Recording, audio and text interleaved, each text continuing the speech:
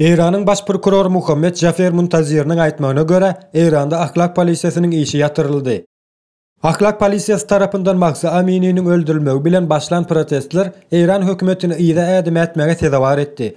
Protestiň başyny 2 aýdan gowrak wagt bäri Eýranly aýallar çekip gelýär. Netijede dowamlılık gazanyp, Eýranyň molla rejimine aýgytly kararlar almaga mejbur etdi.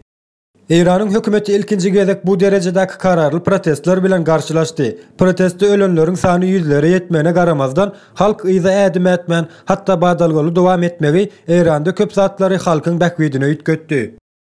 Muntazirniň aýtmagyna görä şu wagt mejlisde aýallara mejbury baş örtügi meselesi hem täzeden gözden geçirilýär diýip habar berdi. Habara görä mejbury örtük hem Eýranyň kanunçylygyndan çykarylyp belinär. Munça sözlere garamazdan Eýranyň hökümet garşydaşlary we halky bu aýdylanlary ýeterli we inandyrjy görmeýärler. Olara görä mollalar gaty mekir oýunçylar, olaryň oýunlaryna aldanmazlyk gerekli diýip huşgärlikli çemeleşýärler.